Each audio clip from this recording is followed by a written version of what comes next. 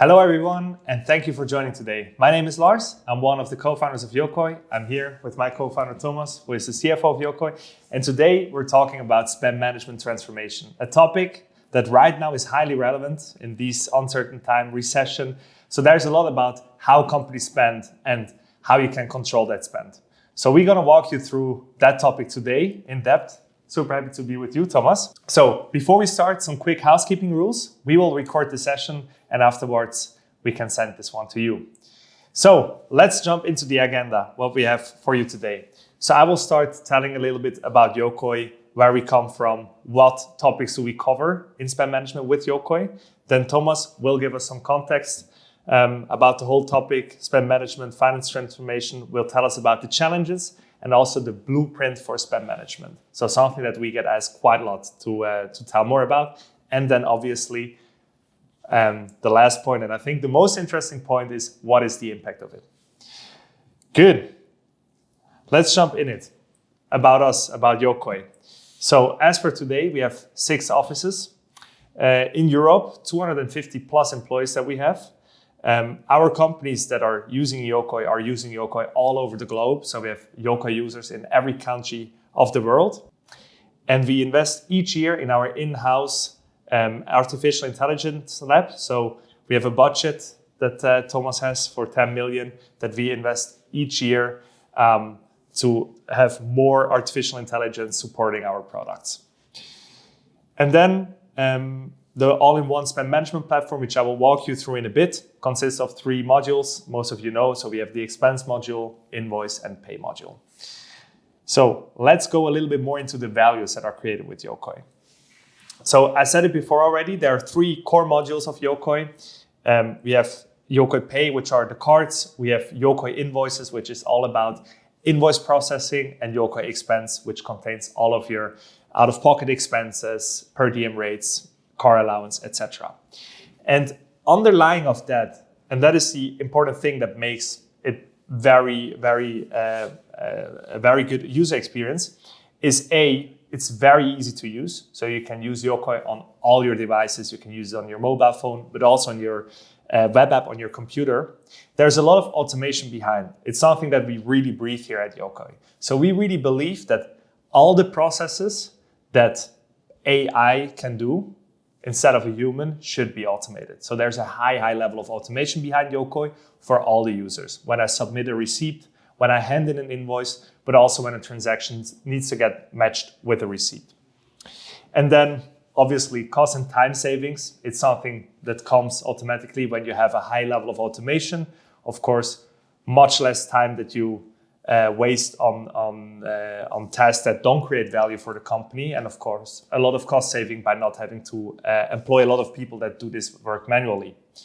And then last but not least, and I think we will also talk about it today into more detail, is the seamless integration into the IT architecture, because without that, you would not achieve full automation.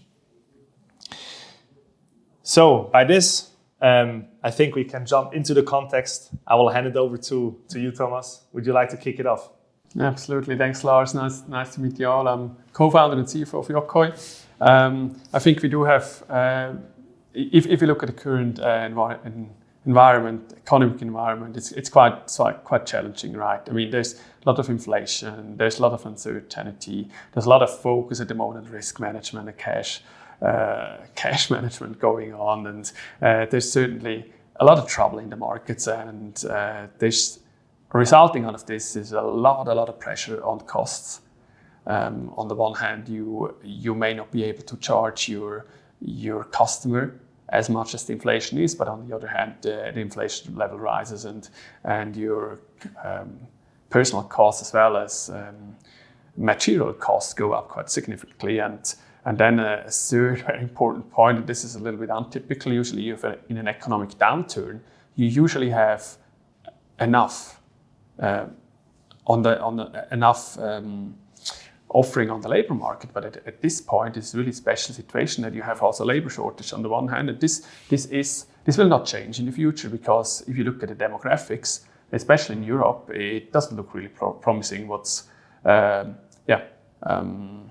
When it comes to demographic and all the the baby boomers going into retirement in the next 10 years.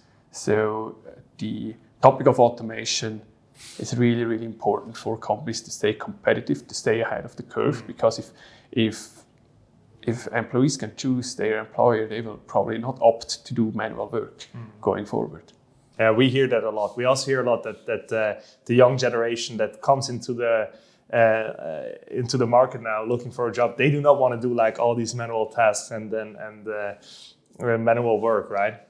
Yeah, exactly. And then I think we need to differentiate a little bit what digitalization means and what really transforming the business means into more automated processes. So digitalization started kind of 20, 30 years back, actually. And digitalization means putting something that was physical into digital form, which is probably achieved in most of the companies. There are probably not that many paper processes left anymore. So we actually go into the next area, which is AI really allows, is actually going from a digitalization point of view really into the next stage and really automate processes. And why is it possible? I mean, if you look like 5 or 10 years back, everyone was talking about AI. But what happened in the last 1, 2, 3 years, and now very, very currently on the market, you see, for example, ChatGPT get a lot of hype.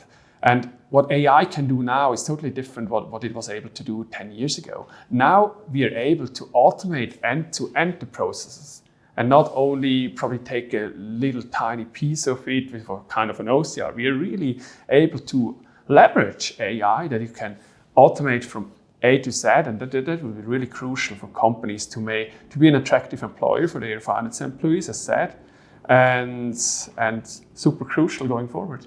So if you look at the road, maybe 20 years back, the company really started with digitalization, which means basically bringing a physical receipt, physical invoice into an electronic format. And that was it. The next step was kind of the rule-based approach, which means you have certain rules, and with that you can steer the workflows, which helped already quite a bit. But it didn't really automate it end to end. There's still a lot of manual interference necessary. And now you see it on the market. You know what hype ChatGPT triggered over the last few months. We can say it's not that far away, but kind of 2, 3, 4 years ago, AI came into such a stage that you can do with deep learning so much that you can really start automate end-to-end the processes and not just do step by step and are not reliant on rules, that the system really learns. And this is what deep learning is about, really learning about the processes, the behaviors. And what I think is super interesting to that is we speak to a lot of companies, and we hear from many companies that they already apply artificial intelligence in their processes, where they are really talking about RPA, so really rules that they implemented, but it's not artificial intelligence behind, that is really intelligent self-learning, learns from a data model, right? So I think that is the shift that we see now, that some companies still think that AI is basically automation of processes with rules. Yeah, exactly.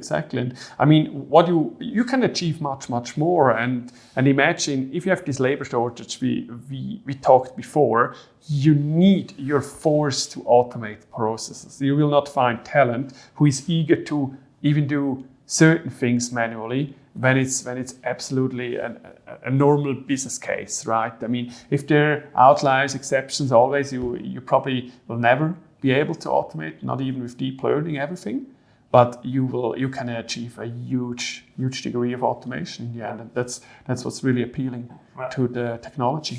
So if you look at the current challenges a lot of our customers faced and potential prospects on the market still face, is that you had, with this RPA approach, you basically had system by system certain rules applied. So you needed various systems, and it became kind of a siloed approach overall to handle the spend management, right? You had an invoice tool, you had an expense tool, you had probably card feeds from bank, and all those were probably semi-automated based on rule-based. But what you can really achieve if you bring everything together, you can apply the deep learning based on the huge data pool you have, and we have with Yokoy over all the customers with anonymized data. So the system can learn, and you bring all of those single processes onto one platform, which makes it much easier to steer. And I guess, I mean, it's not that you have siloed systems in like one country of your company, but what we also see a lot is that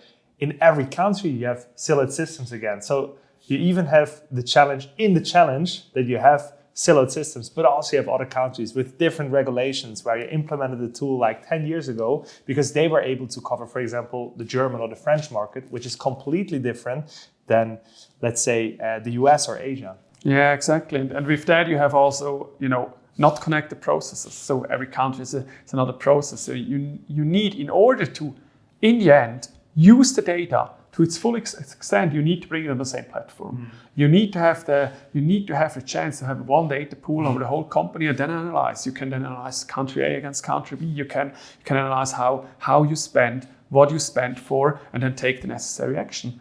Also with the procurement team, obviously. So I think the end-to-end visibility is super crucial when we want to take the next step and really use the data, use big data, and really leverage all the data we can collect over one single platform. So the current challenges that we see, and we talk a lot about it when we have the teams going on customer sites. Of course, they have discussions in very depth, like what are the challenges? Why does this not work out? And I think one thing that we're going to look at, and it's something that we always like to talk about, is really the foundation of a company, the siloed systems, and not only siloed systems and data streams in one country, but really in multiple countries with complexity, different entities that you have. Then the second one is really the disjointed process. So you have a mix of manual processes, mix of digital processes. So there's really a clash there. And the third one, and I think it goes also back to the first point, which I know is a topic that you also like to talk about, is really the end-to-end visibility, being able as a CFO to see the big picture and to be able from that big picture to slice and dice the reports, how they're useful for you. So let's maybe jump into it. Siloed systems.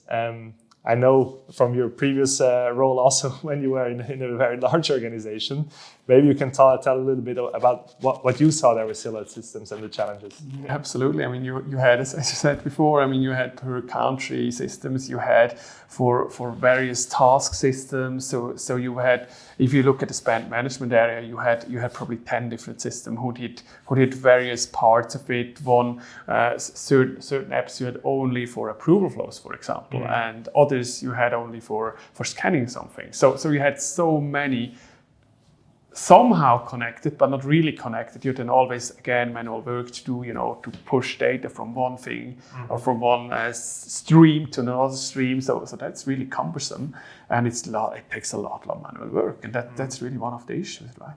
Mm-hmm. And I also think, I mean, if you look at a big workforce you have to train all your employees on all the single systems that you have. You cannot even leverage that. I mean, every country has its own handbook again with all of their systems. So that is a huge challenge what we hear. And then I think, for me, obviously, because we do a lot of deep dive into processes with customers, so maybe this is like my favorite part, but disjointed processes, maybe you can tell a little bit about how you felt that as a CFO from the view of all the companies that you have in the group. Yeah, obviously, if you have bigger companies and you have a lot of processes and you have a lot of various teams in the countries, they don't necessarily talk to each other. So means you have not one process per not even or in a region or so. You have even processes per country. Some of them are semi-automated, some are completely manual, they don't talk to each other. So basically you don't have control over what happens also cross-country, what really the spend is for certain projects, etc., etc. So that was really a huge issue, and a lot of work that had to be done. Yeah, absolutely, I agree. And then I think the last one that goes back also to the siloed systems and the disjointed processes, the lack of the big picture is how I call it, really the end-to-end visibility, and more important now than ever is also to have real-time insights. You want to have them now, not in a week from now, right? Absolutely. And then imagine if you have everything on one system, you have a huge data pool. Means you can really take the data and take learnings out of it. So means what do I spend for in a certain hotel? What do I spend for a certain supplier, etc., etc. You can gain so much insights and take then also necessary actions. So if you have really connected processes, everything on one platform, you're able to use the data in favor of you and really can take necessary actions. And I think it's also very nice on the slide that you see here that there are different data streams, right? It's all, I mean, and it will be that way, right? You will never have one consolidated data stream. But I think the key here is to have all these data streams combined and have one tool where you have all of these real-time insights, which you see here with the analytics module, what we do with Yokoy as well, to have this big CFO overview over all the companies and entities. So if you look at challenges in finance transformation, there's certainly, I mean, point number one, we've covered already, right? It's the big data. If you have everything on one platform, you can really solve this challenge quite well. If you look at the second one, this is a little bit tricky one, right? You need to have all the stakeholders internally on board, and I think you can give us a sample. Experience. Tons of examples.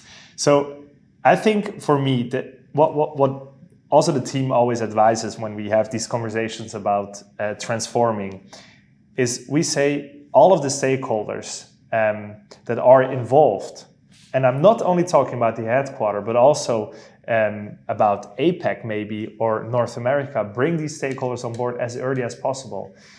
Because it can be a real challenge if you don't have buy-in from the management of your APAC entities. And we had exactly that challenge with one very large global customer where we were really struggling when we were in the phased rollout and we approached APAC. We really had the people there, they were already like evaluating a tool on their own. And that was also our fault because we didn't have these stakeholders on board when we were talking about the big finance transformation that we want to do, right? And we were really talking with the headquarters. So I think, and that is a big learning for when we speak to large organizations, is that we really have the buy-in from all of the stakeholders, not only talk to the headquarters, and really bring those people on board and let them talk about their concerns that they have. So you can then roll out really fast and efficient.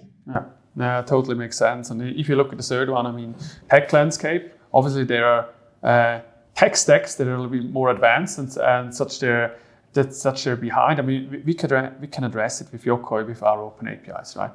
Any company can actually connect to the platform, or we connect to the systems of the customer. But with open APIs, you can really ensure that you have the capabilities that you can also pass on the responsibility to a customer and let them choose how they want to integrate, how they want to use it, how they want to really push the data in. And like that, I think that's really key. And it's super important going forward to also connect in the future maybe other tools to Yokoy, which are not even existing yet on the market. The future is definitely and we see it quite often, right? Also migrations. It will be much easier to migrate to a new system if you have this API approach. Absolutely. Good. Then let's jump over to the blueprint for transforming spend management. I think quite interesting. People jumped into this webinar to really see what this blueprint is. So maybe, Thomas, you can walk us through this blueprint. Yeah, on the slide you can see an example of a blueprint, and you see with open APIs you connect to a lot of different sources, and that's super important in order to guarantee that the data are correct. That's probably the key. And then, but also to have a stable integration. Mm-hmm. You need to rely going forward on API. It can't be that you still rely on files and manual inputs. That's just super error prone. It's super manual, and it's also super costly in the end. And this is really one of the samples. You do have it obviously on the input side, but as important is then also the export side, and also kind of the connections and the integrations, for example, to the mobile app. So you do have. Yeah, you do have kind of a platform where you can connect, plug and play different kind of tools. So if you change your travel provider, you take out your old one and you connect to a new one. And there's no change In the finance process as such, there's just a change in the provider, but the data flow in as before. So that's super, super key going forward as more and more players on the market will have those APIs. So it will be more and more this plug and play feeling. So if you like one provider for whatever reason more, you can really exchange. And I think Thomas said also what we said initially, the challenge that you have, that also some countries require different systems, or even the challenge that you have an acquisition. With this blueprint, you're also able to then integrate that, even though on your other entity you have a complete different system, right? So this really works by entity. Absolutely. So like this, you're really able to streamline your transactional finance process on the one hand, but still choose your suppliers and your providers around it. Good. And I think as equally as important when we talk about transforming, I think there's a very fair question to it, like what is my return on invest, right? Because of course we have problem with labor and shortage of people, but in the end, you also, especially as a CFO, want to see like what is the dollar amount to it. Super important. Yeah. So the way we look at return on invest is, first of all, we really look at, and you see that on the left, the red bar is really the current process cost that you have by year, right? And this is now really an example that we did for a client. So you see, we almost have 2 million of current process costs per year. So you see there is a yellow bar next to it, because obviously, and you know that, Thomas, you will never achieve 100% automation. There will always be some edge cases. And I think that's also fair, because we're still all humans, and for some cases, and I also saw a lot of them, you really need humans to look at it and to give manual input. So we also say there's still a remaining process cost that will be there. So $500,000 remaining process cost. And then what we add to that is obviously then the software cost. In this case, it's really the software cost of the full Yokoy suite that we have in there. So 175,000 on top of that. But there come two very important key ROI subtracts.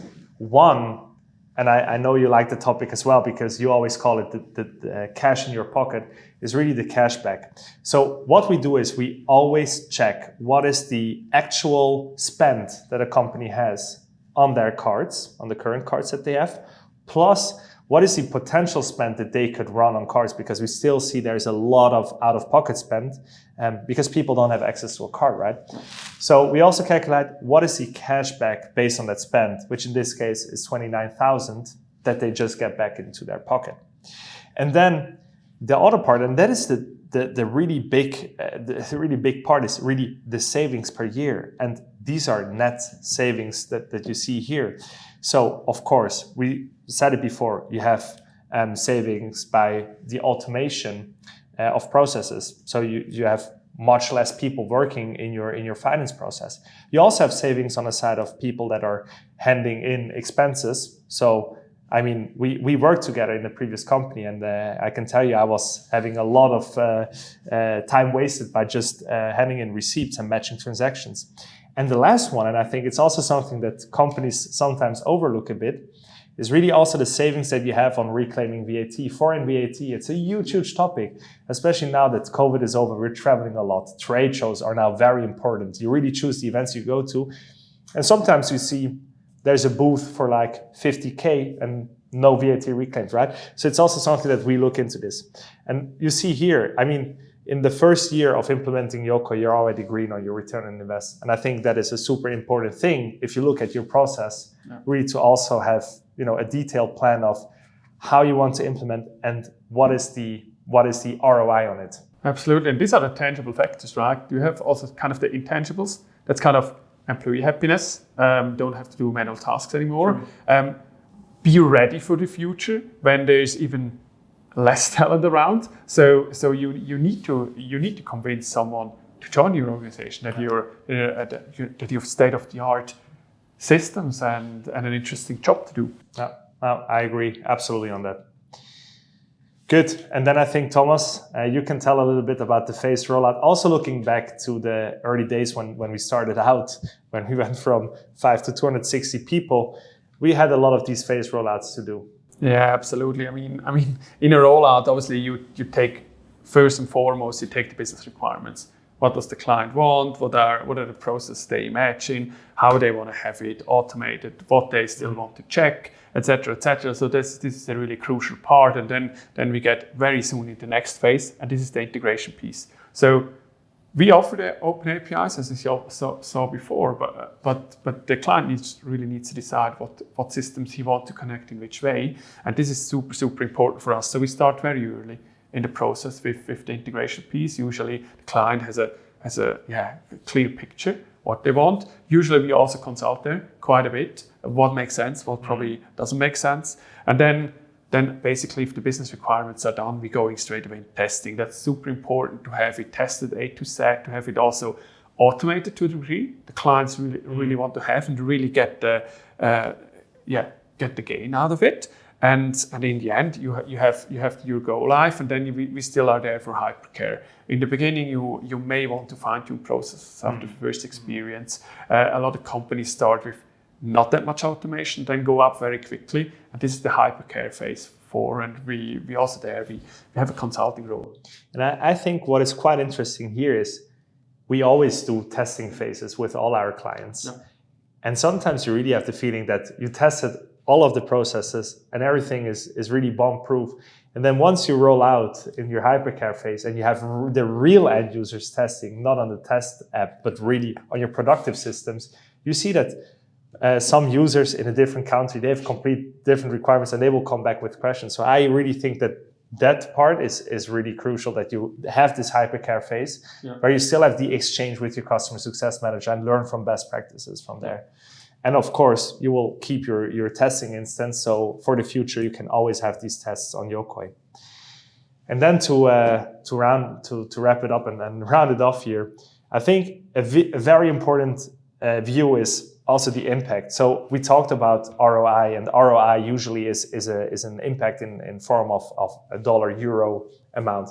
I think the real Yokoy impact, one of the three, is really the holistic view of the spend management process, which we mentioned already, I think, throughout the whole webinar, to really be able to see the big picture and also identify when there is an area of focus that you need to jump on. The second one, I think also it has been talked through a lot in this webinar. It's really also the streamlined operations, and also to really remove those data silos and have these barriers just gone, and really, again, have this holistic overview. And then the third one, and to me, I think also in the times that we're in, really have these real-time and predictive insights. Because if you have the real-time insights, you will be much safer when making your forecast on what is tomorrow. And now imagine you have to do this with outdated data. It will not work. So maybe to put it in a number still when we go out of here. And the reason why I love this so much is because these are real data that we have from our system, from a client that we have live. All the entities, it's a stock listed company. So we really checked how many expenses they processed. And it's really 147,101 expenses. It's just something you have to imagine. And also imagine that this organization used to look at every single receipt, every single Starbucks coffee. We also checked what the value is of the expenses. It's 15.6 million. And the automation rate. And I think there it gets super interesting. The number that we had on automation rate before was far below the 50%, but we went to an 88% automation rate. So, I mean, the calculation is very simple. If you have 100 receipts on your desk, it means 12 receipts are viewed by someone, not by everyone, but there are still instances that will look at it. But an 88% automation rate, I think this is really one of the highest automations rates that you can get for such a large organization and very international. Yeah. Great. So I think it was a very, very great discussion. Also always happy to have you on the table and to speak about it. Please scan the QR code to book an initial call, because everything that we showed today, the blueprint, we also showed the rollout plan, but also ROI calculations is something that we also love to walk you through in a one-on-one. So thanks a lot, Thomas. Thanks a lot. Thanks a lot for your attention, and make sure to keep in touch with us. Thank you. Thanks.